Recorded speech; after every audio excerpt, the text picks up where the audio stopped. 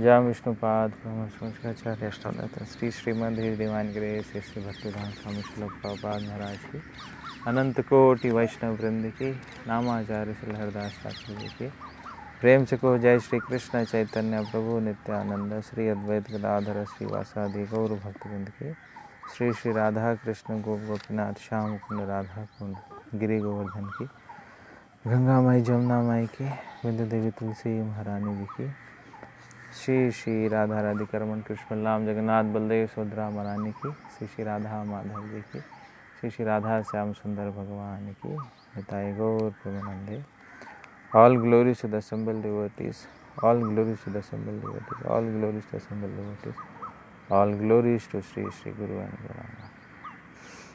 Om Ajnanatimirandasya Jnananjana Shalakaya Chakshurunmilitam Yena Tasmai Sri Guruve Namaha. Shri Chaitanya Manobhishtam Sthapitam Yena Bhutale Swayam Rupa Kada Mahyam Dadati Swapadantika Vandeham Sri Guru श्रीयुता पदकमलं श्रीगुरून् वैष्णवांश्च श्रीरूपं साग्रजातं सहगन रघुनाथान्वितं तं सजीवं साद्वैतं सावधूतं परिजनसहितं कृष्णचैतन्यदेवं श्रीराधा कृष्णपादान् सहगन ललिता श्रीविशाखान्वितांश्च। हे कृष्ण करुणा सिंधु दीनबंधु जगतपते गोपेश गोपिका कांत राधा कांत नमस्तुते। तप्त कांचन गौरांगी राधे वृंदावनेश्वरी वृषभानुसुते देवी प्रणमामि हरिप्रिय। वाञ्छाकल्पतरुभ्यश्च कृपा सिन्धुभ्येव च पतितानां पावनेभ्यो वैष्णवेभ्यो नमो नमः। जय श्री कृष्ण चैतन्य प्रभु नित्यानंद श्री अद्वैत गदाधर श्रीवासादि गौर भक्तगण की जय। हरे कृष्णा कृष्णा कृष्णा हरे हरे हरे राम राम राम हरे हरे। नमः विष्णु पादाय कृष्णा पृष्ठाय भूतले श्रीमते भक्ति वेदांत स्वामी नित्य नाम। नमस्ते सारस्वते देवे गौरवाणी प्रचारिणे निर्विशेष शून्यवादी पाश्चात्य देशकाल। हरे कृष्णा। तो आप सभी का स्वागत है।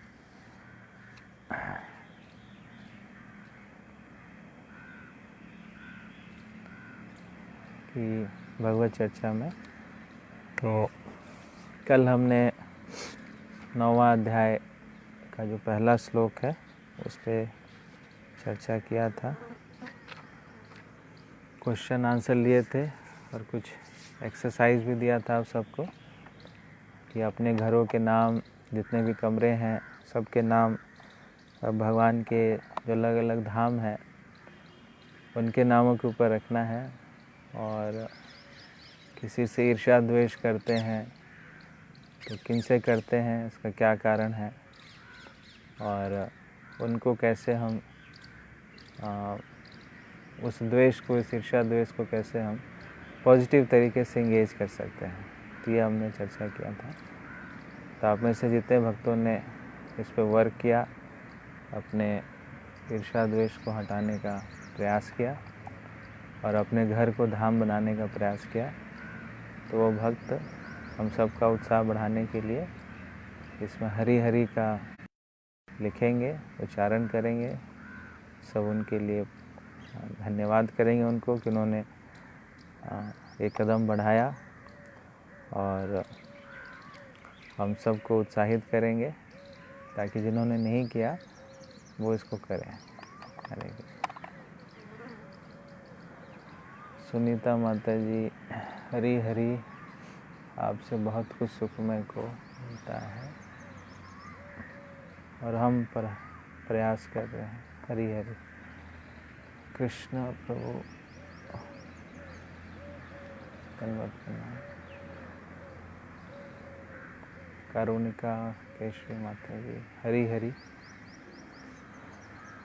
तो जिन्होंने अपने घरों के नाम बदले हैं, रखे हैं, बदले, पहले तो कुछ नहीं होगा अभी आपने हर एक कमरे का नाम रखा और दूसरा किसी के साथ आपका इस प्रकार की ईर्ष्या द्वेष की भावना रही तो कैसे आपने उसको पॉजिटिव तरीके से लिखा किया, तो आपको लिखना है। सागर लोहिया प्रभु हिसार से, कभी धन्यवाद। हरी हरी। शीला मित्तल माता जी, हरी हरी, आपने भी किया, धन्यवाद। सुषमा गोसाई माता जी, धन्यवाद, प्रणाम। ओके।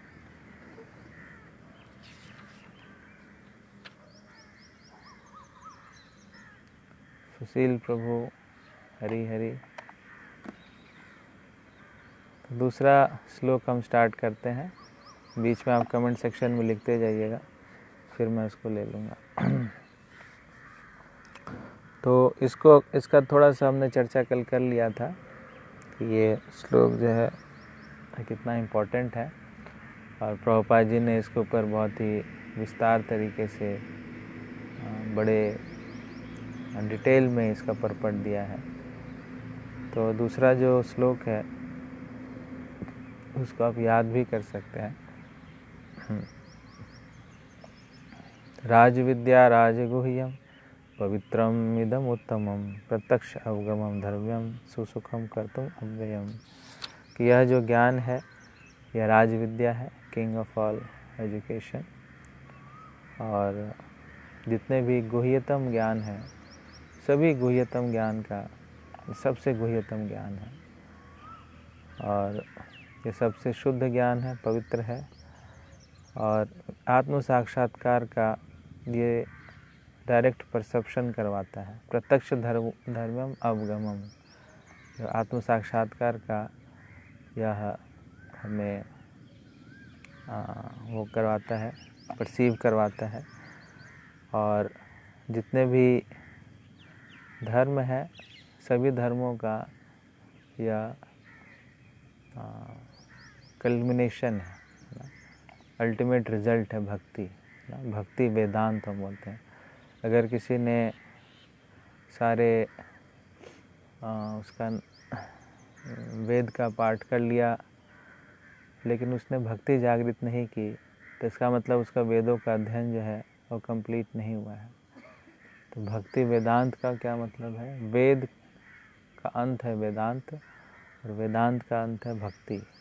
तो जो भक्ति का ज्ञान है वो सबसे ऊंचा ज्ञान है। ओके, आपके कमेंट्स आने शुरू हो गए हैं, तो पहले कमेंट्स को पढ़ लें, हम सब का उत्साह बढ़ेगा।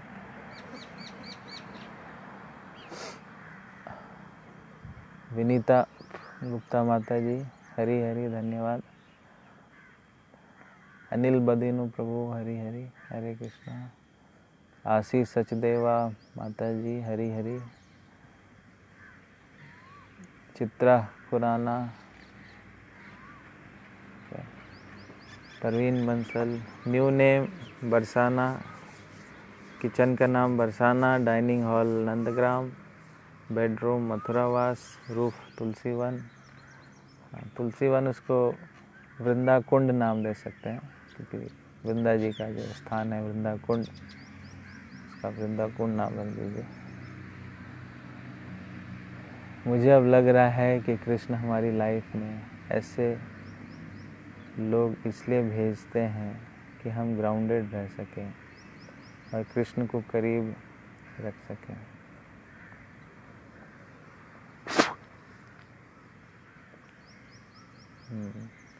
Bye constant praying him to protect us. या कुछ ऐसे एलिमेंट्स, कुछ ऐसे लोग, कुछ ऐसी परिस्थितियाँ होंगी जो एक प्रकार से कैटलिस्ट का काम करती है, जिससे हम भगवान की ओर शरणागत होते हैं और नज़दीक जाते हैं। तो उन व्यक्तियों का भी, उन परिस्थितियों का भी धन्यवाद करना चाहिए। अगर ये लोग हमारे जीवन में ऐसे नहीं आते हैं तो हम भगवान के नज़दीक नहीं जा पाते हैं। तो this is positive way of seeing the things. जैसे विदुर जी ने भी गृह का परित्याग किया क्योंकि दुर्योधन ने उनका बड़ा अपमान किया।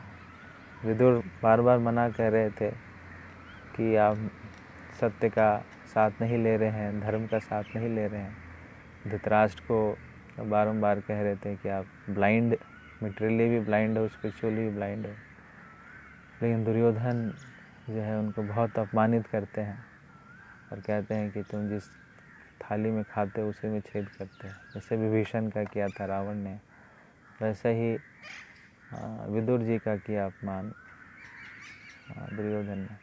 तो इस परिस्थिति को उन्होंने ये सोचा, चलो ये भगवान की कृपा है मेरे ऊपर कि मुझे आसक्ति थी इस राज्य से, इस राजा से। दुर्योधन के कटु वचन ने मेरी इस अटैचमेंट को काट दिया। तो अपने धनुष को वहीं पर महल में छोड़ करके वो तीर्थाटन के लिए निकल जाते हैं। जब वो तीर्थ में आते हैं, हरिद्वार आते हैं, तो उनकी मुलाकात जो है उद्धव जी से, फिर मैत्रेय जी से होती है, और मैत्रेय जी इनको फिर श्रीमद् भागवतम का ज्ञान देते हैं। तो कई बार ऐसी विपरीत परिस्थितियाँ या ऐसे विपरीत लोग अपने जीवन में आते हैं, उससे अगर हम सही दृष्टिकोण से देखें तो फिर हमारा भगवान की तरफ और इंक्लिनेशन और बढ़ जाता है और शरणागति बढ़ जाती है। तो अगर हम इसको पॉजिटिव तरीके से ले तो आप इस प्रकार से सोच रहे हैं कि कुछ लोग ऐसे हैं, तो अच्छी बात है, इसको हमें ऐसे ही लेना चाहिए। तो every time you will feel grateful, है ना, सदैव आप जो है कृतज्ञता की अनुभूति करेंगे कि भगवान धन्यवाद कि आपके ऐसे सिचुएशन से और ऐसे व्यक्तित्व के आने से मुझे आपके पास और नज़दीक आने का मौका प्राप्त हो रहा है। हरि बोल।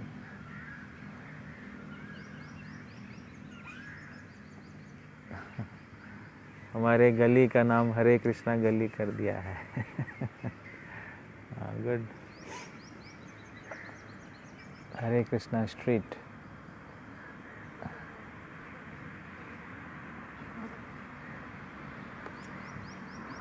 वॉइस कम है प्रभु जी, वॉइस इज लो।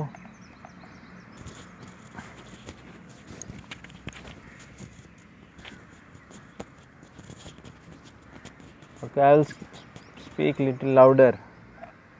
हरे कृष्णा।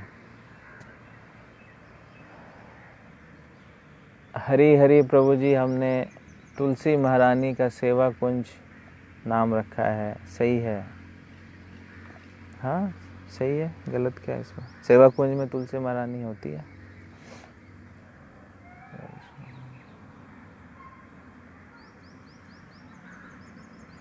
हरि बोल हरि बोल। रूम्स नेम चेंज कर दिए प्रभु जी, आपने तो सारे धामों की अनुभूति लॉकडाउन में भी घर बैठे बैठे करवा दी है। बरसाना, मथुरा, वृंदा तो घर बैठे बैठे ही करना है ना, घर बैठे बैठे हमें धाम में रहना है।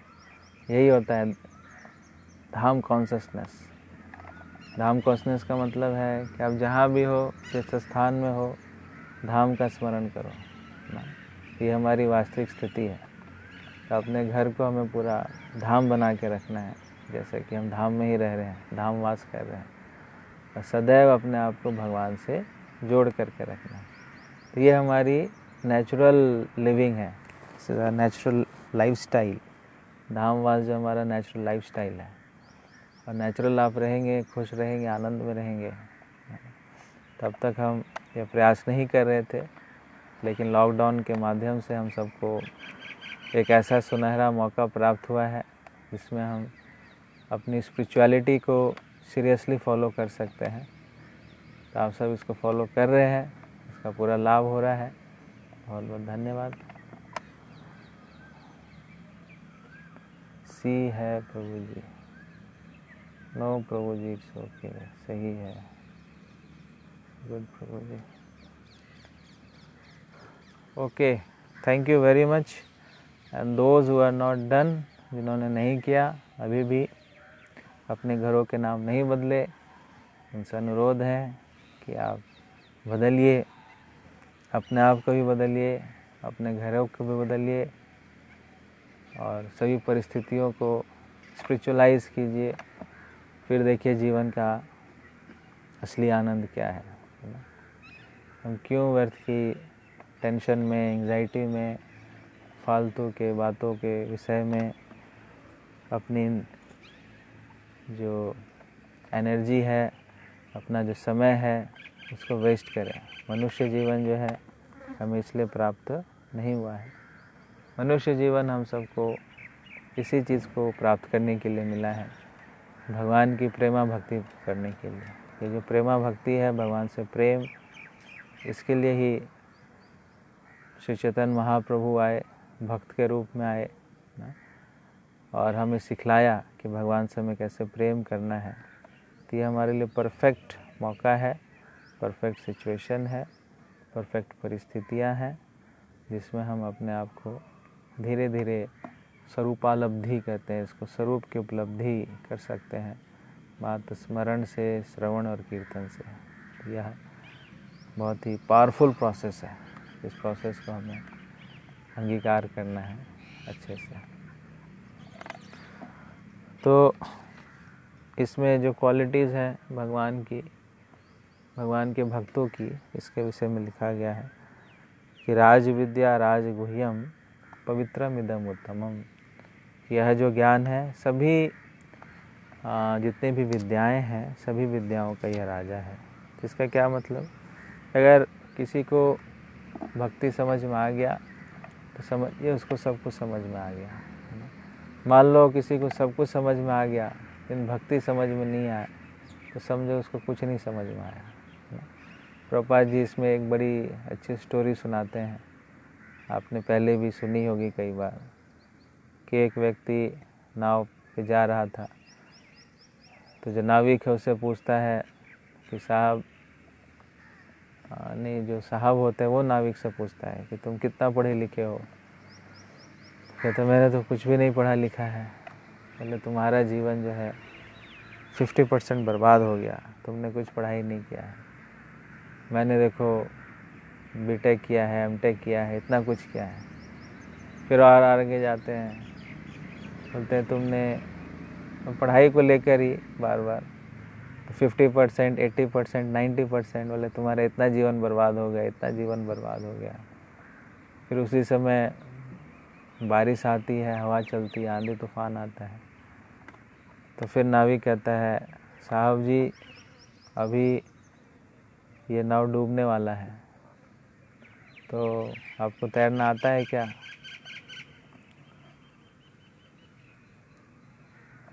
तो वो कहते हैं जो नहीं, मुझे तैरना नहीं आता। तो कहता है आपका 100% जीवन बर्बाद हो गया, मुझे तो तैरना आता है। तो इसी प्रकार से अगर मान लीजिए कोई व्यक्ति पढ़ा लिखा भी नहीं है, अनपढ़ है, संस्कृत के श्लोक नहीं पढ़ सकता है, या इस प्रकार से उतना बुद्धिमान नहीं है, सो कॉल्ड इंटेलिजेंट नहीं है, बट उसको भगवान से प्रेम करना और भगवान की भक्ति करना, भक्तों की सेवा करना, ये समझ में आ गया तो उसका जीवन सफल हो गया।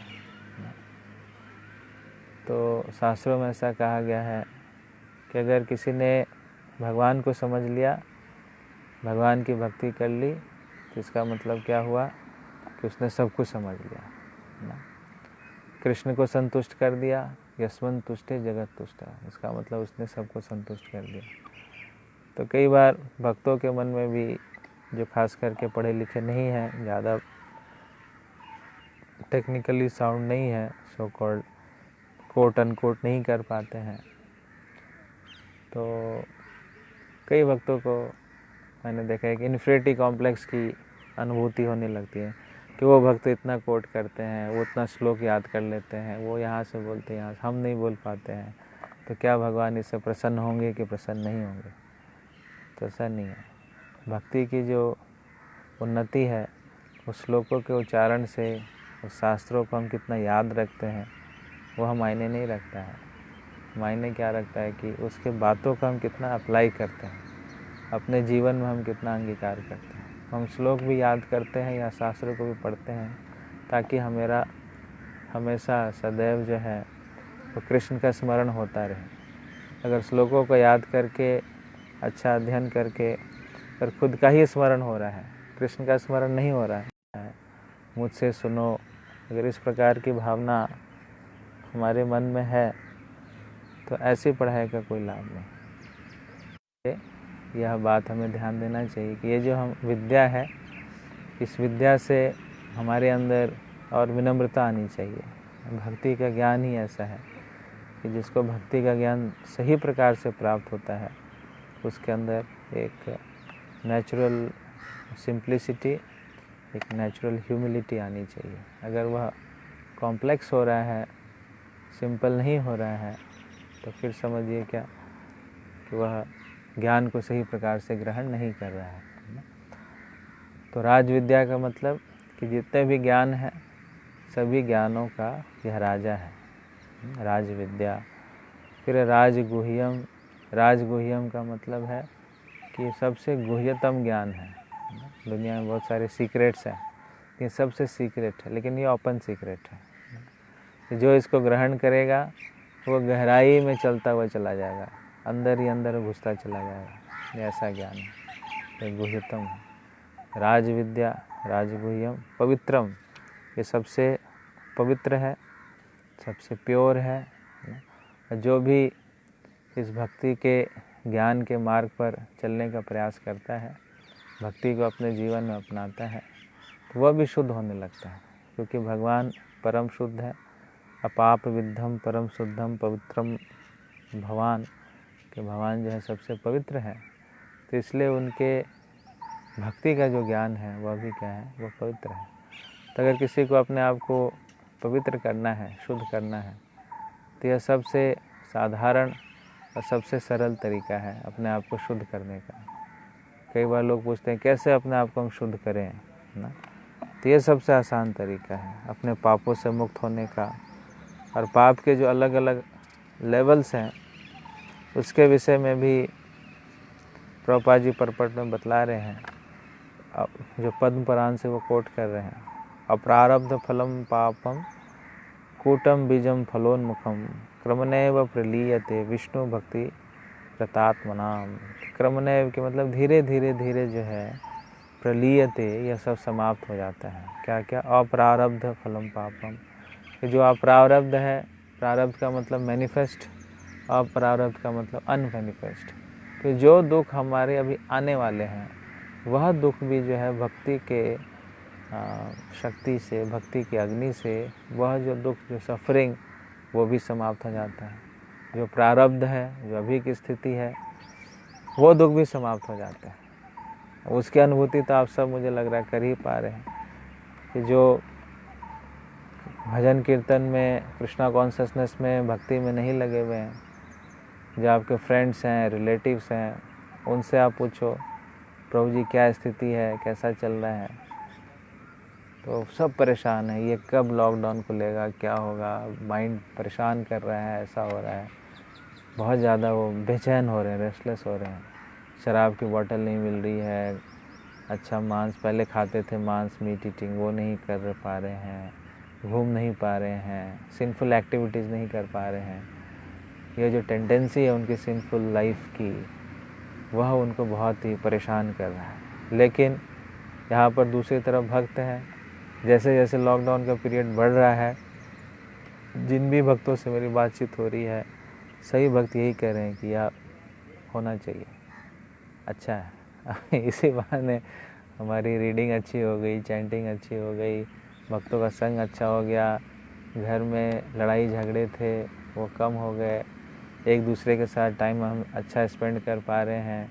अब ऐसा लग रहा है कि जीवन का लक्ष्य क्या है, जीवन क्या है।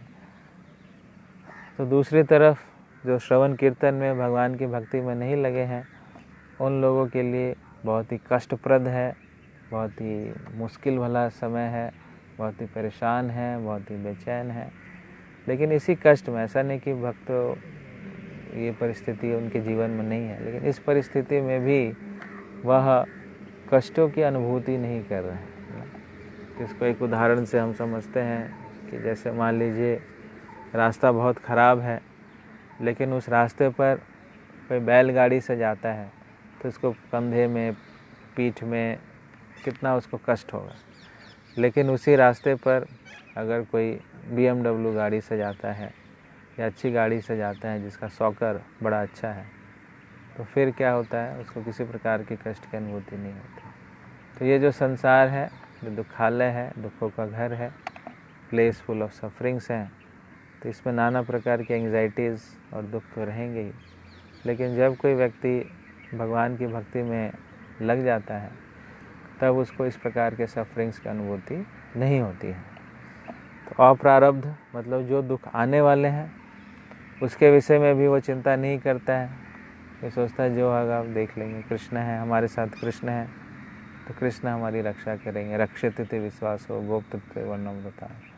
लेकिन जो भक्ति नहीं कर रहे हैं उनके लिए अप्रारब्ध बहुत ही दुख, अरे क्या होगा, इकोनॉमी का क्या होगा, हमारे जॉब का क्या होगा, हमारे बच्चों की पढ़ाई का क्या होगा, हमें खाने को मिलेगा कि नहीं मिलेगा, कहीं लड़ाई तो नहीं हो जाएगी, ये बहुत ज़्यादा सोच रहे हैं, बहुत ज़्यादा अपने दिमाग में वो टेंशन ले रहे हैं, जैसे सब कुछ उन्हीं को करना है।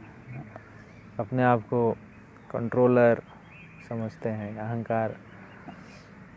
तो लेकिन जो इस प्रकार से भक्ति के पथ पर हैं उनके लिए अप्रारब्ध, जो आने वाले कष्ट हैं, जो अनमैनिफेस्ट है, वो भी प्रलीयते, वो भी चला जाता है, उसके लिए भी वो चिंतित नहीं रहते हैं।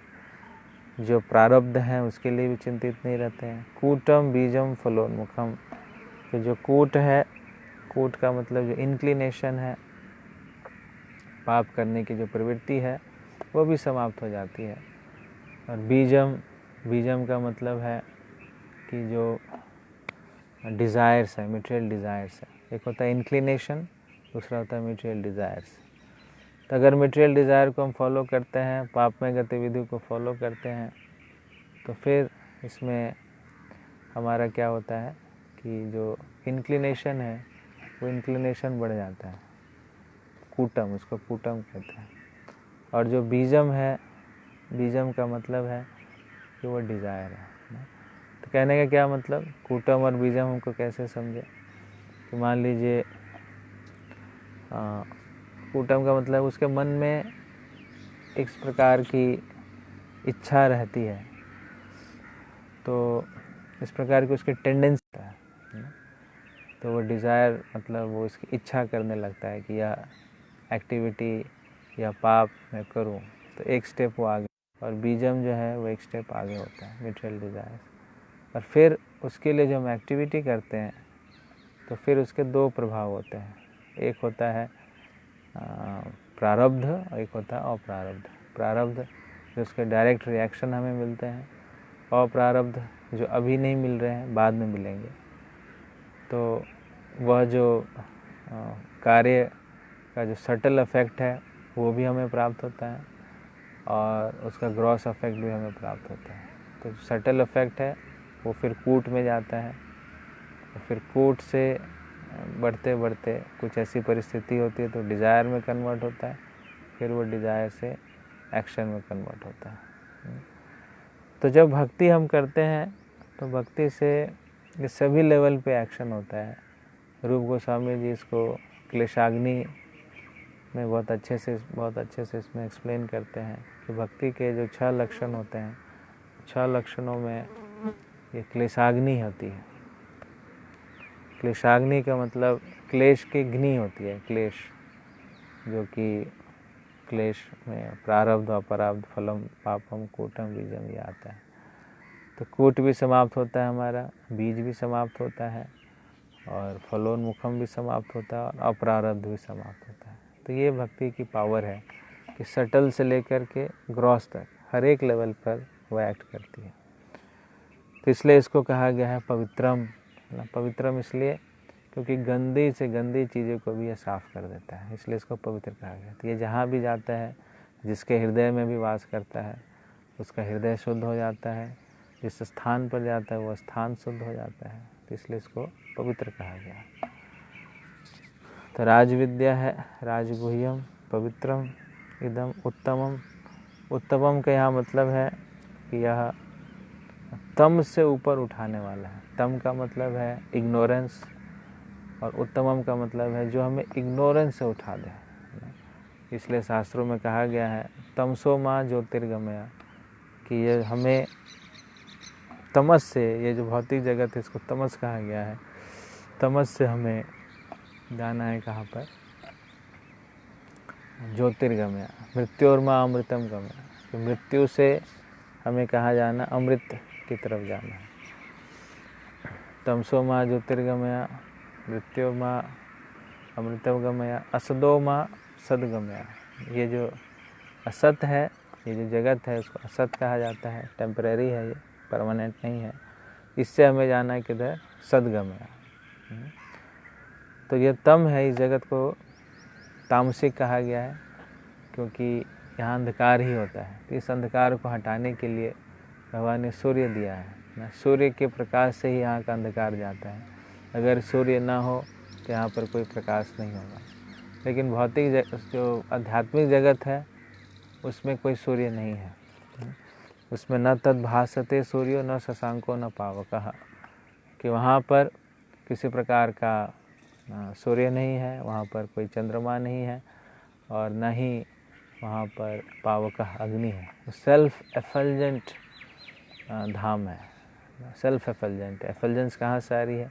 तो भगवान की जो कांति है वो इतनी तेज है कि पूरे वैकुंठ में, पूरे गोलोक में उसके तेज जो है वो फैली हुई है। तो इसमें सूर्य और चंद्रमा, रात्रि नहीं होती है वहाँ, जो हमेशा इसी प्रकार से भगवान की रोशनी जो एफल्जेंस वो हमेशा वहाँ पर रहता है। तो न तद भासते सूर्यो न शशांको न पावकः, ऐसा उस धाम के विषय में कहा गया है। तो यह तम से हमें उठाने वाला, इसको उत्तम कहा गया। उत्तम का मतलब है जो हमें तम से ऊपर उठाए। तो जब हम तम के प्रभाव में रहते हैं, तो अगर उससे हमें ऊपर उठना है तो उसका सबसे आसान तरीका है भगवान के भक्ति के माध्यम से। तो तम का हम इस्तेमाल कब करते हैं, तम के प्रभाव में हम कब रहते हैं? कि जब हम सोते हैं। तो जब हम सो करके उठते हैं तो उस समय तम का बहुत ज़्यादा प्रभाव रहता है। तो सो करके उठते ही सबसे पहले हमें भगवान का प्रणाम करके भगवान के नामों का उच्चारण करना चाहिए। हरे कृष्णा कृष्णा कृष्णा हरे हरे, हरे राम राम। जैसे जैसे आप हरि नाम लेंगे वैसे वैसे आपके अंदर का तम जो है वो चला जाएगा। कई बार हम सो करके जब सुबह उठ रहे होते हैं तो उठने की इच्छा नहीं होती है, क्योंकि वो तम बहुत ज़्यादा फैला हुआ रहता है। तो उस समय अगर ये टेक्निक आप अपना लें कि ज़्यादा से ज़्यादा हरि नाम लें, है ना, भगवान का नाम, है ना, हरे कृष्ण महामंत्र पूरा ले सकें, या अलग अलग नाम जैसे हम प्रैक्टिस कर रहे हैं, हरि हरि गोविंद कृष्ण माधव यादव, कुछ भी नाम है, उसको कांस्टेंट आप लेंगे तो आपके अंदर का जो तम है, जो कि फैला हुआ है, वो तम क्या होगा, वो धीरे धीरे धीरे धीरे चला जाता है ना। तो ये है तमस उत्तमम, वो हटाने का। उसी प्रकार से हम तम में कब आते हैं? जब गुस्सा आता है, ईर्ष्या आता है, कामुक विचार आते हैं, तो ये सब भी क्या है, हमें तम की तरफ ले करके जाता है।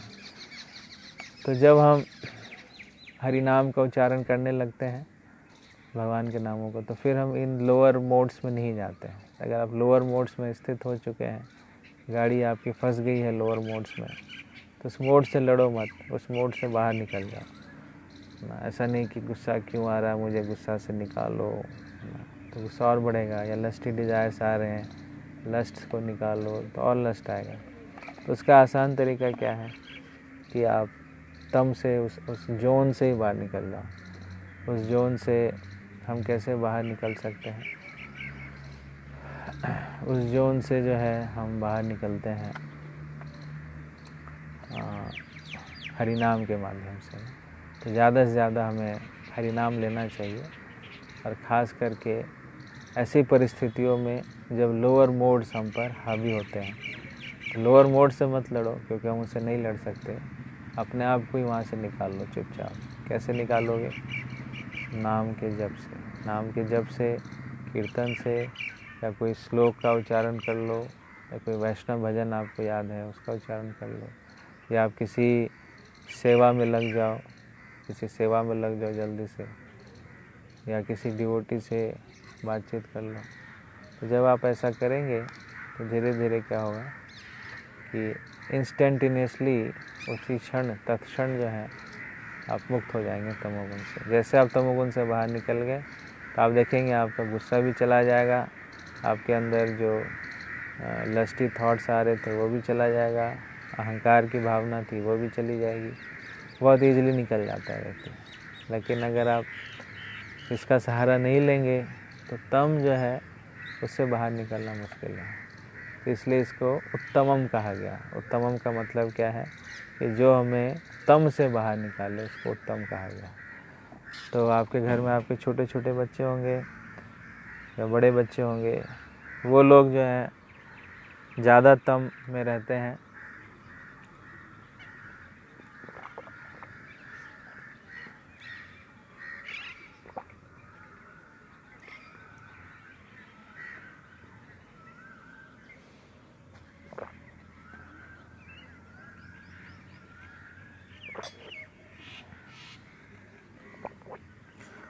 तो उनको तम से निकालना आसान नहीं होता है और ज़्यादातर माता पिता बहुत परेशान हो जाते हैं। ये कैसे बच्चे हैं, लेट उठते हैं, 8 बजे उठते हैं, 10 बजे उठते हैं, दिन भर मोबाइल में चिपके रहते हैं, गेम्स खेलते रहते हैं, टिकटॉक पे रहते हैं। तो कई पेरेंट्स कुड़ते रहते हैं अंदर ही अंदर कि हमारे बच्चे ऐसे कैसे हो गए, और उनको गालियाँ देना शुरू करते हैं। तो इसका तरीका क्या है कि ये इनके इन प्रकार उसको आप भक्ति से इंट्रोड्यूस कर दो। उसको बोलो बेटा ठीक है, तुझे जो खेलना है खेल, जो करना है कर, लेकिन कम से कम 4 माला का जप कर ले, थोड़ा हमारे साथ कीर्तन कर ले, हमारी कुकिंग में हेल्प कर दे, थोड़ी घर की सफाई कर दे। तो जब यह सफाई करते वक्त भी भगवान के नामों का उच्चारण करोगे, भगवान के नामों का उच्चारण करेंगे तो धीरे धीरे क्या होगा, उनके अंदर का जो हटाओ,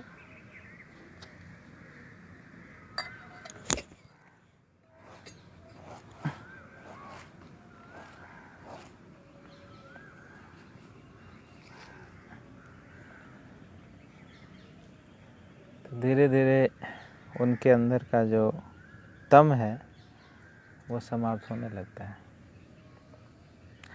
तो इंट्रोड्यूस कीजिए उसको होली नेम से और भगवान की सेवा से।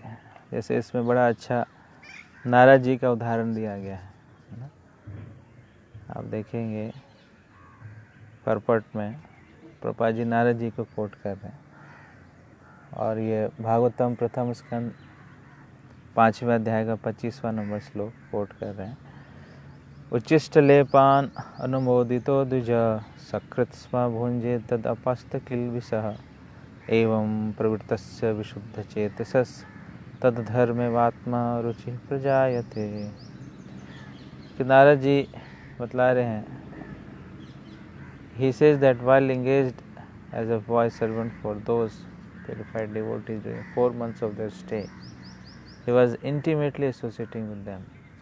कि ये जो नारद जी थे दासी के पुत्र में के रूप में, तो 4 महीने तक उन्होंने चतुर्मास में 4 महीने तक, वो भी लॉकडाउन पीरियड था लॉकडाउन पीरियड है तो वो भी एक लॉकडाउन पीरियड था। अब पहले हर एक साल लॉकडाउन पीरियड आता था, 4-4 महीने का लॉकडाउन हुआ करता था। अभी तो हम 1 महीने में पागल हो रहे हैं, लेकिन पहले का सिस्टम ही था कि 4 मंथ्स लॉकडाउन और कुछ नहीं करना। तो जो साधु संत जहाँ रहते थे तो वहीं रुक जाते थे कि 4 महीने अब इधर ही रहेंगे। तो फिर 4 महीने वहाँ के जो गांव वाले हैं या घर वाले, उन साधु संतों का पूरा लाभ उठाते थे, उनके संग का पूरा लाभ उठाते थे।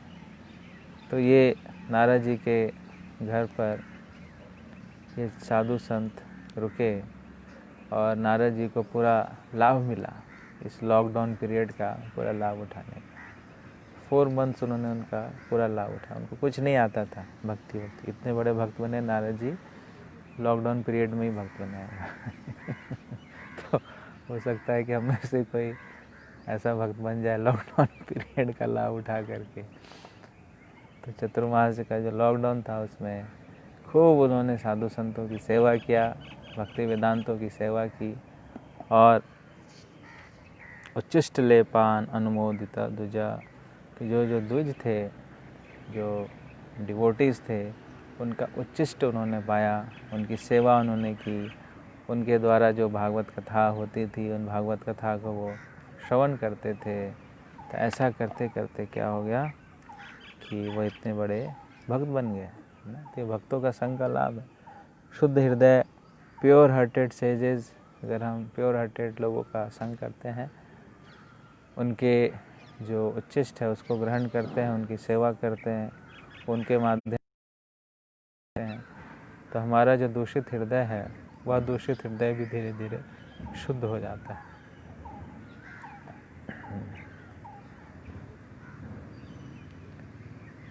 The great devotees release the taste of unceasing devotional service to the Lord hearing and chanting, and Narad gradually developed the same taste. तो उनका जो रुचि था वह रुचि नारद जी के ऊपर भी हो गया, उनके अंदर भी रुचि आ गई। तत्रानवहम कृष्ण कथा प्राज्ञताम अनुग्रहेण श्रवणम मनोहरः तः श्रद्धा में अनुपदम विष्णुवतः प्रियाश्रवस्य अंग मम भावात रुचि, कि उनके संग से उनको रुचि, मम भावात रुचि, भगवान के भाव में, भगवान की भक्ति में उनकी रुचि उत्पन्न हो गई। तो ये लाभ होता है। तमोगुण जो है उससे ऊपर उठने का भगवान की भक्ति ही एक माध्यम है, इसलिए इसको कहा गया क्या, उत्तमम। फिर कहा गया है प्रत्यक्ष अवगमम धर्म्यम, कि इसका जो रियलाइजेशन है वो प्रत्यक्ष होता है। जैसे हम भोजन करते हैं उसकी अनुभूति प्रत्यक्ष होती है, ऐसा नहीं कि भोजन करते हैं तो बाद में पता चलता है कुछ खाया कि नहीं खाया। जैसे आपने भोजन किया आपको अनुभूति होती है, आपको अच्छा लगता है, आपकी भूख मिटती है, आपका पोषण होता है, आपको विरक्ति ही, आपका जो भूख है वो शांत हो रहा होता है। तो उसी प्रकार से जब भगवान की भक्ति में हम जुड़ते हैं तो उसकी जो अनुभूति होती है वो प्रत्यक्ष होती है, ऐसा नहीं कि बाद में होगा कुछ ऐसा होगा। तत्क्षण देखेंगे, अब कुछ भी कोई भी चीज़ भगवान से संबंधित आप करते हैं, चाहे उनका नाम जप करते हैं, कीर्तन करते हैं, सेवा करते हैं, उनकी लीलाओं का श्रवण करते हैं, उनके विषय में चर्चा करते हैं, तो आप देखेंगे उसकी जो इफ़ेक्ट है वो इफ़ेक्ट आपको तत्क्षण दिखेगा। इसलिए इसको कहा गया प्रत्यक्ष अवगमम, कि उसकी प्रत्यक्षानुभूति होती है, उसको वेट नहीं करना पड़ता है कि चलो कुछ समय के बाद इसका कुछ प्रभाव दिखेगा, ऐसा नहीं है, वो तत्क्षण उसका प्रभाव दिखता है। इसलिए कहा गया सुसुखम प्रत्यक्ष अवगमम धर्मम। और जितने भी धर्म है सभी धर्मों का ये टॉप मोस्ट है कि अगर सब कुछ कर लिया लेकिन भगवान की भक्ति नहीं की तो बाकी चीज़ें क्या हो गई, वो श्रम एव ही केवलम हो गया। उसको श्रम एव ही केवलम कहा गया कि सारी एक्टिविटी कर लिया, ये कर लिया, लेकिन कृष्ण भक्ति नहीं किया, कृष्ण के प्रति अपनी प्रेम को हम उत्पन्न नहीं कर पाए, तो उन गतिविधियों का कोई लाभ नहीं है। इसलिए कहा गया है प्रत्यक्ष अवगमम धर्म्यम सुसुखम कर्तुम अव्ययम। और इसको बहुत ही सुखपूर्वक कर्तुम किया जाता है, और ये अव्यय है। अव्यय का मतलब इसका कभी नाश नहीं होता है, ये हमेशा कांस्टेंट है, ये शाश्वत रहता है, और उसको सुखपूर्वक किया जाता है।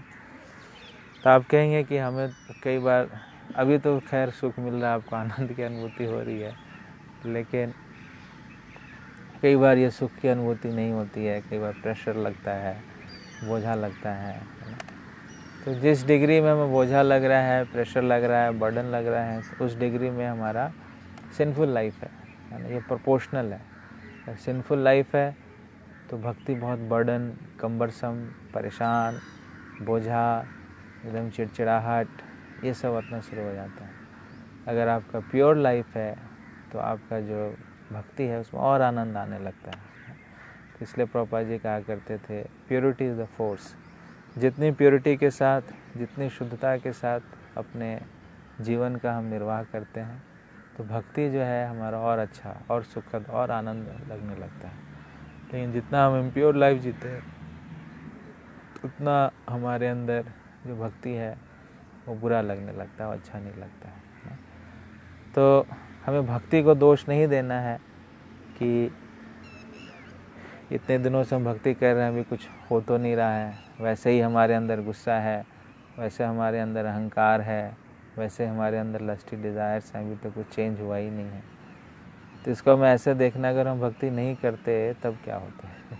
जब भक्ति कर रहे हैं, माला जप कर रहे हैं, भक्तों का संग कर रहे हैं, उसमें ये स्थिति है। अगर हम नहीं कर रहे होते तो हमारी स्थिति क्या होती। तो इसको इस प्रकार से हमें देखना चाहिए, ना कि इस प्रकार से कितने दिन हो गए अभी तक कुछ हुआ नहीं है, क्या बात है। तो अगर नहीं होता, अगर तो कितने बड़े हम असुर होते हैं, कितने राक्षस होते हैं, कितना तामसिक जीवन व्यतीत कर रहे होते हैं, कितना दुखमय जीवन हमारा रहता है। तो भक्ति में आकर के अगर आनंद की अनुभूति नहीं हो रही है, सुखपूर्वक हम नहीं कर पा रहे हैं, सुसुखम कर्तव्य अव्ययम की अनुभूति नहीं हो रही है, शेल्टर्ड हम फील नहीं कर पा रहे हैं, या हमारे अंदर से भय नहीं जा रहा है, तो इसका मतलब हम कहीं मिस कर रहे हैं, कोई इम्पोर्टेंट चीज़ को मिस कर रहे हैं, कोई बेसिक चीज़ है उसको हम मिस कर रहे हैं, है ना। तो उस बेसिक बात को फिर से लेकर के आए, है ना। क्योंकि कई बार ऐसा देखा गया है कि सालों साल निकल जाते हैं, लेकिन भक्ति का जो रस है, भक्ति का जो आनंद है, जो प्रेम का आनंद है, उस प्रेम के आनंद की हम अनुभूति नहीं कर पाते। तो उसका दोष जो है वो भक्ति में नहीं है, उसका दोष हमारे प्रैक्टिस में है कि कहीं ना कहीं हम गलती कर रहे हैं, कुछ बेसिक गलती कर रहे हैं। हमारे अपने अंदर ही कुछ इस प्रकार से इंट्रोस्पेक्शन होना चाहिए, कहाँ गलती हो रही है, क्या हम भगवान के नज़दीक जा रहे हैं या भगवान से दूर जा रहे हैं, क्या भक्ति अपनी प्रसन्नता के लिए कर रहे हैं या भगवान की प्रसन्नता के लिए कर रहे हैं, क्या विनम्रता की भावना को हम कल्टीवेट कर पा रहे हैं या अहंकार को कल्टीवेट कर रहे हैं, क्या हम जो भगवान से जुड़ने के लिए जो चीज़ें हैं उसका हम संकल्प कर रहे हैं, और जो प्रतिकूल चीज़ें हैं उसको छोड़ रहे हैं कि नहीं छोड़ रहे हैं। तो यह हमें खुद ही अवलोकन करना पड़ेगा। एक एक स्टेप पे, एक स्टेज पे आप आ गए, अब आपको देखना है कि अब नेक्स्ट लेवल पे मुझे क्या करना है। हमेशा एक जैसा नहीं रहेगा, every time we have to update या अपग्रेड ना, बारंबार हमें अपडेट करना चाहिए, अपग्रेड करना चाहिए, तब हम आगे बढ़ेंगे। तब एक लेयर पीछे हटता है, फिर आप आगे बढ़ोगे तो फिर एक लेयर आपको पीछे छोड़ना पड़ेगा, फिर आगे बढ़ोगे फिर एक लेयर पीछे छोड़ना पड़ेगा। तो क्या हम उस सही दिशा में जा रहे हैं कि नहीं जा रहे हैं, है कि नहीं। जैसा कि उदाहरण से आप समझ सकते हो कि जैसे कोई सैटेलाइट हम लॉन्च करते हैं, तो सैटेलाइट जब लॉन्च करते हैं तो जब वो इनिशियल लॉन्च होता है तो बहुत बड़ा वो रॉकेट होता है, लेकिन जैसे जैसे वो ऊपर उठ रहा होता है तो एक एक चीज़ को रिलीज़ करता है, वो पेलोड उसका जो है जैसे ख़त्म होता है वो छूट के निकलता है, वो छूट के निकलता है।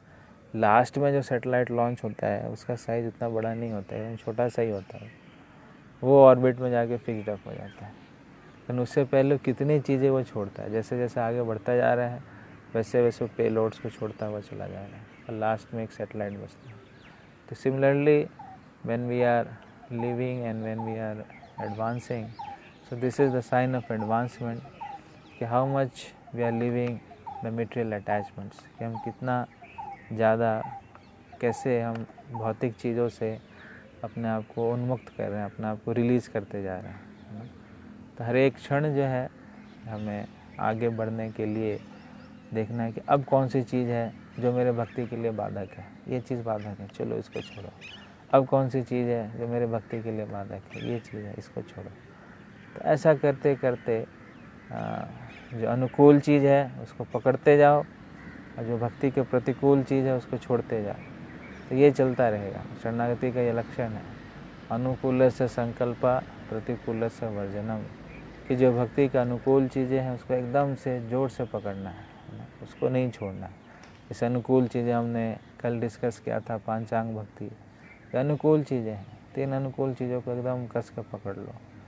अब भक्ति के जो प्रतिकूल चीज़ें हैं, जैसे प्रजल्पा करना, अत्याहार प्रयासस्य प्रजल्पा नियमाग्रह, संग त्यागा सतो वृद्धि, षड्वीर भक्ति विनिश्चिति, कि जो प्रजल्पा है, भौतिक बातें हैं, प्रजल्पा है, अत्याहार है, अत्याहार प्रयासस्य, बहुत ज़्यादा प्रयास करना, बहुत ज़्यादा भोजन करना, बहुत ज़्यादा एक्युमुलेट करने की इच्छा, प्रजल्पा करना, नियमाग्रह करना, नियमों को ढीला ढाला तरीके से पालन करना, या नियमाग्रह करना कि just for the sake of doing the things उसको करना, उसके पीछे क्या उद्देश्य है उसको ना जानना।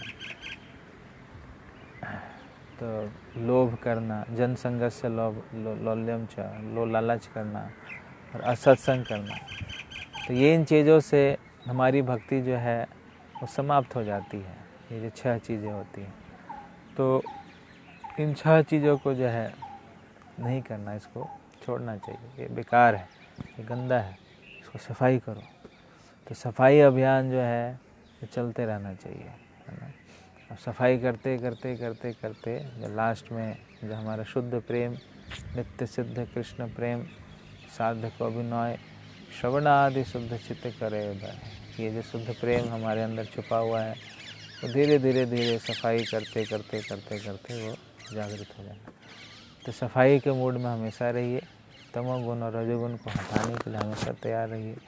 इसके अंदर घुस मत जाइए, जैसे आप इसके अंदर घुसेंगे वो आपको प्रभावित करेगा, आपको नीचे खींचेगा। इनका लक्षण ही है कि आपको कवर कर देगा, कवर करने के बाद आपको ये नीचे खींच देगा। तो सफाई अभियान घर में भी रखिए और फिर आंतरिक रूप से भी रखिए। कांस्टेंट प्यूरिफिकेशन जो है वो अगर चलता रहेगा तो हमारा भक्ति का जो स्तर है वो एकदम धीरे धीरे धीरे करके उठता चलेगा। इसलिए प्रत्यक्ष अवगमन धर्म्यम सुसुखम कर्तुम अव्ययम, कि बहुत ही सुखपूर्वक इसको किया जाता है, मरे मरे मन से नहीं किया जाता है, दुखी होकर के नहीं किया जाता है। अगर भक्ति कर रहे हैं मरे मरे मन से हैं, दुखी हैं, तो कुछ तो गड़बड़ है, कहीं तो हमारी कुछ आसक्ति है, कोई तो अटैचमेंट है, या कोई एक्सपेक्टेशन है, कुछ पुराने डिज़ायर्स हैं, देयर इज़ समथिंग रॉन्ग, है ना, which is derailing from devotional life. तो उस पर वर्क करना चाहिए और बार बार वह चीज़ जो है आपको आएगी। जब तक उसको आप कट नहीं करोगे तब तक वो आती रहेगी। भक्ति सिद्धांत महाराज जी एक बड़ी स्टोरी, अच्छी स्टोरी सुनाते हैं कि एक बार एक बारात जो है वो रात्रि में निकलता है, मथुरा से जाना होता है, उसको आगरा जाना होता है। तो यमुना नदी में सब बैठते हैं, लेकिन रात भर वो छप्पू चलाते हैं, लेकिन सुबह देखते हैं कि वहीं पे है, आगे बढ़े ही नहीं। फिर उन्होंने चेक किया, भाई किसकी गलती है, हम तो बड़ा अच्छा निकले थे, पूरा सज सवर के निकले थे, पूरी तैयारी के साथ निकले थे, क्या बात हो गई, कितना कुछ किया, इतनी मेहनत की, लेकिन हुआ क्या हमारा, हम तो वहीं के वहीं रह गए, हम तो निकले ही नहीं बाहर, शादी भी नहीं हो पाई। तो फिर पता चला तो नाव पे तो सब बैठ गए थे, लेकिन उन्होंने लंगर हटाया ही नहीं। जो लंगर था, जो बांध के रखा था उसको, नाव को शोर से, उस तट से, उसको हटाएंगे। तो जब तक लंगर हटाएंगे नहीं तो आगे कैसे बढ़ेगा। तो इसी प्रकार से जब भक्ति करते तो हमारे लंगर दिखने शुरू हो जाते हैं। ये अटैचमेंट है, ये अटैचमेंट है, वो अटैचमेंट। कृष्ण जो है आपको एक्सपोज करते रहेंगे कि बेटा इस अटैचमेंट को हटाओ, ये तुम्हें रोक रहा है, ये लंगर है, इस लंगर को छोड़ो। नहीं नहीं नहीं, ये नहीं छोड़ सकता, तो ठीक है, छप्पू चलाते रहेंगे और फिर आगे नहीं बढ़ेगा। तो जब आपको लंगर दिख रहा है, ये लंगर जो है मुझे बांध के रख रहा है, तो उस लंगर को हटाओ, फिर छप्पू चलाओ, फिर थोड़े टाइम में आपको एक और लंगर दिखेगा, अरे ये भी है, तो इसको भी हटाओ, फिर छप्पू चलाओ, फिर आपको एक और लंगर दिखेगा। तो ये कांस्टेंट प्रोसेस है, ये चलता रहेगा। तो जिस लंगर पे हम अटक जाएंगे हम वहीं पे रह जाएंगे ना। तो छप्पू चलाने से क्या हो रहा है कि हमें एटलीस्ट लंगर का पता तो चल रहा है, लेकिन जो छप्पू ही नहीं चला रहा है, भक्ति नहीं कर रहा है, उसको तो पता ही नहीं लंगर क्या चलो, तो यही सब है, सब बराबर है। तो इसलिए सुखपूर्वक किया जाता है। जितना जल्दी हम लंगर को हटाते चले जाते हैं, अटैचमेंट्स को हटाते चले जाते हैं, उतनी तेज़ी से जो है हमारा सुसुखम कर्तुम अव्ययम होता है ना। अव्यय जिसका कभी भी नाश नहीं होता है।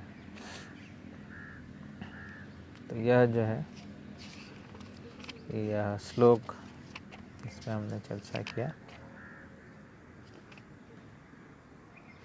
बाकी यह प्रोसेस बहुत ही सरल है, इसमें श्रवण कीर्तन करना है। प्रभुपाद जी कहा करते थे कि यह प्रोसेस क्या है, चैंटिंग, डांसिंग एंड फीस्टिंग। खूब अच्छे से चैंट करो, कीर्तन करो, डांस करो, खूब अच्छा प्रसाद पाओ। तो पहले प्रसाद मत पाओ, पहले चैंटिंग डांसिंग करो। प्रसाद पे ध्यान रहता है सबका, अच्छी बात है, बट प्रसाद हमें तब खाना चाहिए जब चैंटिंग और डांसिंग से आपको बहुत तेज भूख लग गई है। बिना भूख के हम ऐसे भी नहीं खाना चाहिए। आयुर्वेद भी यही कहता है, जब आपको भूख लगता है तब खाओ। आपको भूख नहीं लग रहा है, घर में बैठे हुए हैं, तो खूब कीर्तन करो, खूब डांस करो। अभी गर्मी का टाइम भी आ गया है, पसीना निकालो अपने बॉडी से, इतना डांस करो, इतना जंप लगाओ कि आपके भूख तेज़ लग जाए। फिर जब आपको भूख तेज़ लगे फिर जाके प्रसाद ग्रहण करो। तो ये प्रोसेस को अपना होगा ना, खूब इतना चैंटिंग डांसिंग करो कि आप थक जाओ और थक करके चूर चूर हो जाओ। फिर जो है फीस्टिंग करो, तब जो आप फीस्ट करोगे तब फीस्ट में बड़ा आनंद आएगा। और बस ऐसे बैठे हुए हैं आराम से, बस खा रहे हैं सो रहे हैं, खा रहे हैं सो रहे हैं और कुछ नहीं कर रहे, तो फिर वो प्रसाद का आनंद नहीं आता है। तो प्रसाद में अगर पूरा आनंद चाहिए तो पूरा आनंद आपको कब मिलेगा? जब आप चैंटिंग डांसिंग करते हैं, है ना। राधा कृष्ण गुण गाओ, राधा कृष्ण गुण गाओ प्रसाद पाने के बाद और प्रसाद पाने से पहले भी। सफिशेंटली आप जब भी खाओ आप सोचो क्या मैंने सफिशेंट राधा कृष्ण गुण गाओ किया है, श्रवण कीर्तन अच्छा किया है। जब मैंने श्रवण कीर्तन अच्छा किया है तभी मेरा अधिकार है इस प्रसाद के ऊपर। अगर श्रवण कीर्तन अच्छा नहीं किया तो मेरा कोई अधिकार नहीं है इस प्रसाद के ऊपर ना। प्रसाद को थोड़ा रख लो, बोले पहले मुझे श्रवण कीर्तन अच्छा करने दो, चैंटिंग डांसिंग थोड़ा अच्छे से करने दो, फिर मैं प्रसाद को खाऊंगा। तो हमारा प्रोसेस ही यही है, चैंटिंग, डांसिंग, फीस्टिंग। ये इतना मुश्किल नहीं है। बाकी अष्टांग योग जो है हमने पढ़ाई था कितना मुश्किल था। एक टांग पे खड़े रहो, हवा पियो, पानी पियो, सूखे पत्ते खाओ, एक डायरेक्शन में देखो या आंखें बंद रखो या इधर उधर मन को मत भटकाओ। तो बहुत ही कष्टप्रद है बाकी प्रोसेसेस, लेकिन भक्ति का जो प्रोसेस है बहुत ही सुगम है, बहुत ही सरल है और किसी व्यवस्था में हम कर सकते हैं। हंसते खेलते कर सकते हैं, खाते पीते कर सकते हैं, सबके साथ कर सकते हैं। कुछ भी छोड़ने की ज़रूरत नहीं है, बस कृष्ण को जोड़ने की ज़रूरत है। इसलिए इसको कहा गया है सुसुखम कर्तुम अव्ययम। तो जब आप प्रसाद ग्रहण करते हैं तो उससे पहले महाप्रभु की टीचिंग्स को रखें याद कि यह श्रवण कीर्तन कैसा हुआ मेरा, है ना, चैंटिंग डांसिंग कैसा हुआ। चैंटिंग डांसिंग अच्छा हुआ, सफिशेंट हुआ, तब अच्छे से आप प्रसाद खाओ, फिर से श्रवण कीर्तन करो। तो इसलिए इसको कहा गया है सुसुखम कर्तुम अव्ययम। अव्ययम का मतलब है इसका कभी भी नाश नहीं होता है और ये शाश्वत रहता है। बाकी चीज़ों का नाश हो जाता है, लेकिन भक्ति का कभी भी नाश नहीं होता है, ये अव्यय होता है। व्यय का मतलब होता है नाश होना, अव्यय का मतलब कभी नाश नहीं होता। जो हम भक्ति करते हैं ये हमारे साथ हमेशा रहती है, ये कोई हमें हमसे छीन नहीं सकता है। बाकी चीज़ें हमसे कोई छीन भी सकता है, लेकिन भक्ति हमसे कोई नहीं छीन सकता है। तो इसको जितना कमा लो ये बहुत बड़ा धन है ना। रामचरितमानस में लूट सके तो लूट, जितना लूट सके तो लूट। अंतकाल पछताए जब प्राण जाएंगे छूट। तो जब अंतकाल हम सबका आएगा तो हमें पछताना नहीं है, अरे हमने तो जीवन वेस्ट कर दिया है। तो जब टाइम मिला है, पता चल गया है कि ये असली धन है, तो इस धन को हमें ज़्यादा से ज़्यादा कमाने का प्रयास करना चाहिए, क्योंकि यही धन है जो शाश्वत है, बाकी धन जो है वो अशाश्वत है। इसलिए इसको अव्यय कहा गया। तो इसमें भगवान की भक्ति के विषय में, भगवान की भक्ति के ज्ञान के विषय में कुछ लक्षण बताए। राजविद्या राजगुह्यम पवित्रम उत्तमम प्रत्यक्षम धर्म्यम सुसुखम कर्तुम अव्ययम। तो आज के इस श्लोक से प्रैक्टिकल एप्लीकेशन हमें क्या करना है कि उत्तमम शब्द का एप्लीकेशन करना है कि आपके घर में जो बच्चे हैं छोटे बड़े, उनको कोई भी काम दो तो उसमें भगवान का नाम लेते हुए बोलो।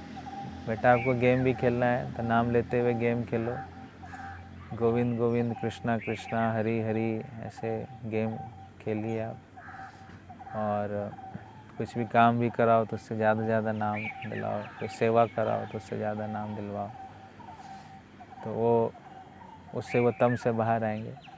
और हमारा तम भी कैसे समाप्त होगा? जैसे आप सुबह उठते हैं तो सुबह उठते ही ज़्यादा से ज़्यादा नाम का उच्चारण कीजिए, आप तम से एकदम से बाहर आ जाएंगे। किसी पर गुस्सा आ रहा है, ईर्ष्या आ रही है या कामुक विचार आ रहे हैं तो तम से बाहर निकालिए, नाम जप करके, कीर्तन करके या भक्तों का संग करके। और ये जो है आपका प्रसाद खाने से पहले आप चेक करो कि आपको भूख लगी है कि नहीं लगी है। अगर भूख नहीं लगी है तो कीर्तन चला के खूब डांस करो पहले अच्छे से, घर में उछलो कूदो अपने परिवार के साथ, फिर जाके थोड़ा भूख लगेगा आपको, फिर जाके प्रसाद खाओ। चैंटिंग, डांसिंग, फीस्टिंग, ये चैंटिंग, डांसिंग, फीस्टिंग का आप पूरा अप्लाई कीजिए अभी घर पे। ऐसा नहीं कि मंदिर में हम डांस करेंगे, घर में हम डांस नहीं कर सकते हैं, या आपने अपने घर को ही धाम बना दिया अब तो आपका घर ही धाम बन गया है। तो धाम में कहा जाता है कि वहाँ पर चलना जो है वो क्या है, वहाँ पे चलना भी नृत्य है, वहाँ पे बोलना जो है वो कीर्तन है। तब ये नेक्स्ट स्टेप है, आप नामकरण कर दिया है, अब उसको उसमें एक्टिविटीज़ भी वैसे ही करनी है। तो खूब कीर्तन कीजिए, इसमें डांस कीजिए। मान लीजिए आप अपने कीर्तन में डांस नहीं कर सकते हैं तो बहुत सारे भक्तों के अच्छे अच्छे कीर्तन है, उसको बजा दीजिए, अच्छे से डांस कीजिए उस पर। फिर जाकर भूख लगेगी आपको, तो जब आपको भूख लग जाएगी फिर आप प्रसाद खाइए। भूख नहीं लग रही है तो कम ही प्रसाद खाओ, क्योंकि घर आप बैठे हैं, ज़्यादा खाएंगे तो हो सकता है बीमारी भी हो जाए, है ना। इसलिए डाइट को अभी हल्का ही रखें, क्योंकि फिज़िकल एक्टिविटीज़ जो है आप सबकी कम है अभी।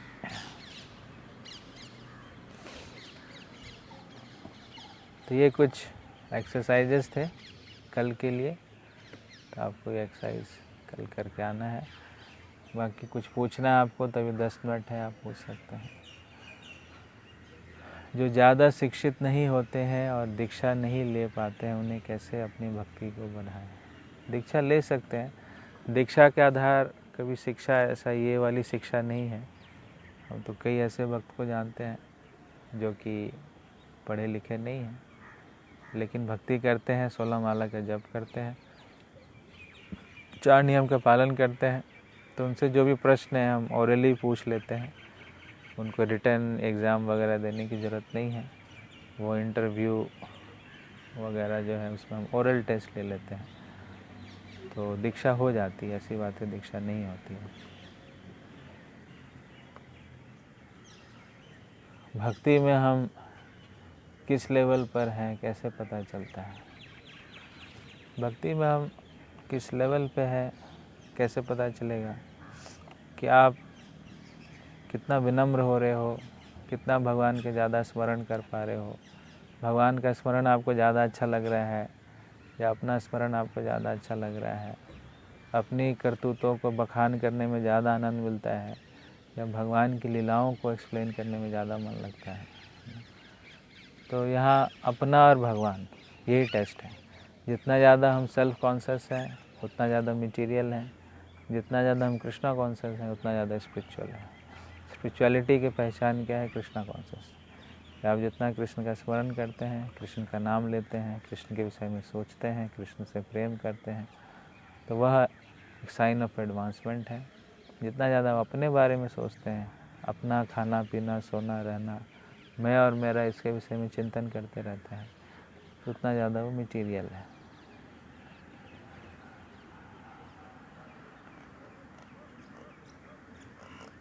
प्रभु जी, जैसे घर में ही धाम के नेम्स रखने पड़ क्या क्या एक्टिविटीज़ करनी है कि धाम फैलाए? तो ये बताया, धाम श्रवण कीर्तन करो, डांस करो, भजन गाया करो।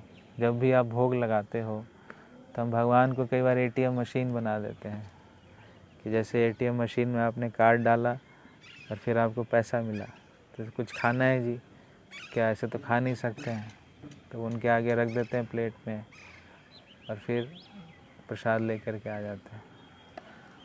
तो भगवान को हमने मात्र क्या बना रखा है? एक ऐसी चीज़ जो कि खाने को हमें देती है।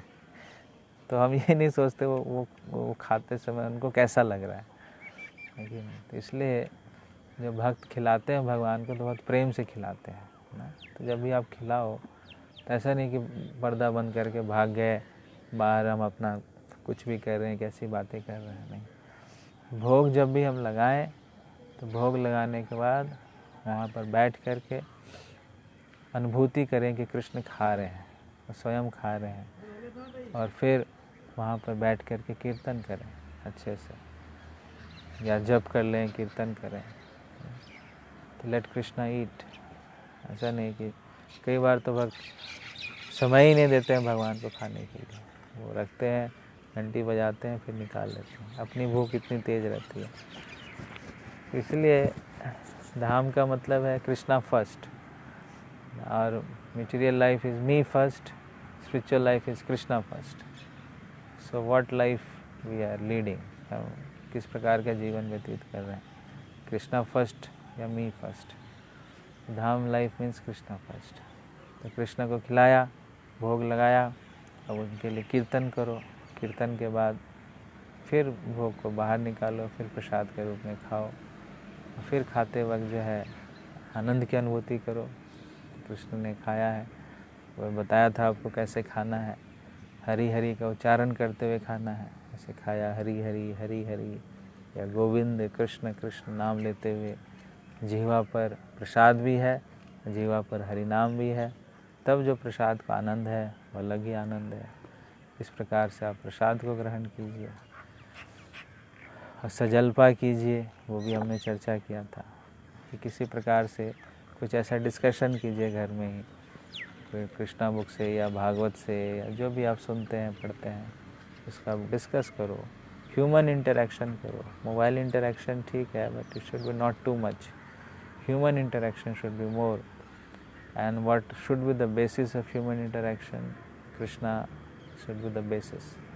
तो जब हम इस प्रकार से अपने घर के लोगों के साथ, जिनके साथ रहते हैं, इसमें कृष्ण चर्चा को, जिसको सजल्पा कहते हैं, वो करते हैं, फिर आपको और अच्छा लगेगा। You will feel more lively, more satisfied, more happy. धाम life means blissful life, there is no कुंठा, but here material life is full of miseries, anxieties. तो अपनी लॉकडाउन का टाइम में पूरा एकदम धाम में ही रह रहे हो ऐसा समझो, और पूरा फील करो, एक्सपीरियंस करो इस चीज़ को।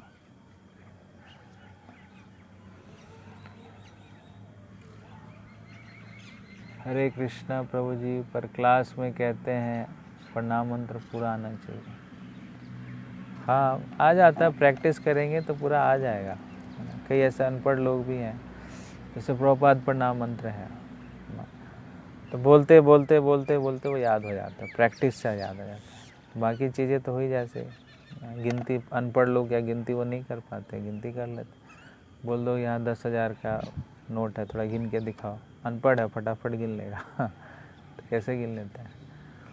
तो उसी प्रकार से जो कुछ बेसिक चीज़ें हैं, प्रणाम मंत्र है या ये है, तो आप बार बार करते रहेंगे तो सीख जाएंगे। बोल बोल के उच्चारण करेंगे। मान लो पढ़ नहीं सकते हैं तो उनको आप रिकॉर्डिंग दे दीजिए, रिकॉर्ड करके वो चलाएं, उसको सुने सुने सुनते सुनते सुनते वो याद हो जाता है। जो भी भजन है ये सब याद नहीं होते, लेकिन सुनते सुनते वो याद हो जाता है। पराकाष्ठा की परिभाषा क्या होती है? पराकाष्ठा मतलब टॉप मोस्ट। प्रभु ji, can you explain the अप्रारब्ध फलम? अप्रारब्ध मतलब अनमैनिफेस्ट, जो भी आएगा, जो भी आया नहीं है उसको कहते हैं हम अप्रारब्ध।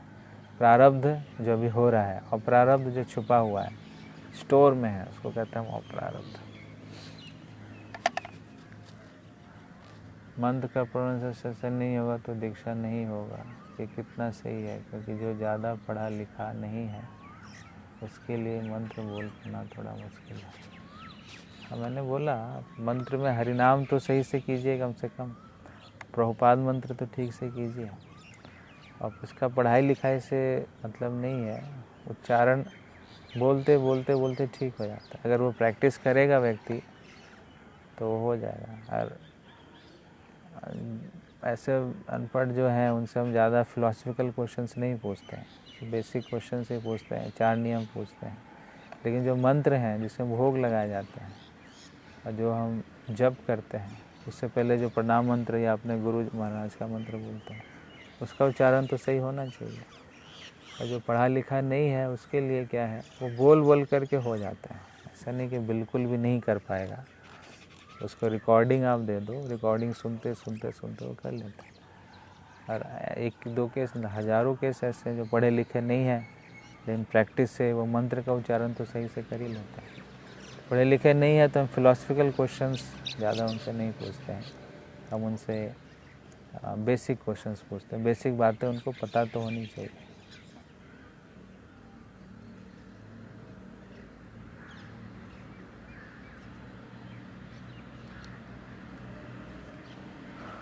मेरा छोटा बेटा कीर्तन और माला जप और घटना कम अपने आप करता है, बड़ा बेटा सिर्फ जप करता है। तो और उसको कीर्तन में भी लाइए, जब भी करे कीर्तन में करे तो और भी अच्छा है। प्रभु जी मेरे मदर को बोने बहुत दिक्कत है, प्रैक्टिस से हो जाएगा। बाकी चीज़ें तो बोल ही लेते हैं, तो ये क्यों नहीं बोल सकते? अभ्यास करेंगे तो हो जाएगा।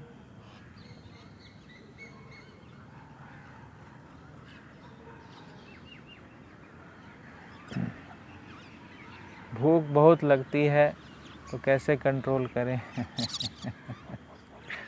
खाइए, भूख लग रही है तो खाइए, लेकिन भूख नहीं लग रही है तो मत खाइए। भूख लग रही है तो खा सकते हैं। वेट को मत बढ़ाओ ज़्यादा।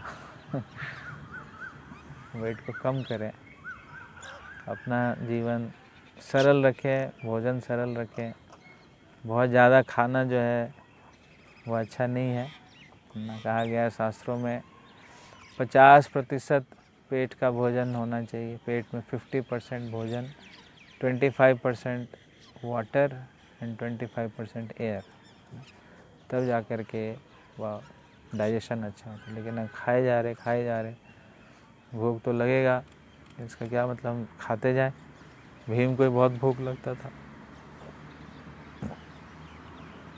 वो देखना चाहिए एक आयु के बाद, अगर आपकी एक आयु हो चुकी है, 50 हो चुका है, तो धीरे धीरे अपना जो भोजन है उसको कम करना है। यंग एज है, मान लो कोई ग्रोइंग लड़का है या लड़की है तो उसके लिए ठीक है। बट आफ्टर 50, 40, जब ढलान में आप आ गए हैं, जब ढलान में इतना खाना अच्छा नहीं है, अपना मन जो है भोजन से हटा करके भजन में लगाना है ना। भोजन और भजन में ओ का अंतर है ना। भ में ओ कर दो तो भोजन हो गया। तो इसीलिए धीरे धीरे जैसे आयु बढ़ रही है तो भोजन भी कम करना चाहिए। जितना ज़रूरत है उतना खाएं। कम खा के कुछ नुकसान नहीं होता है, अच्छा ही होता है। ज़्यादा खा के ज़्यादा नुकसान होता है।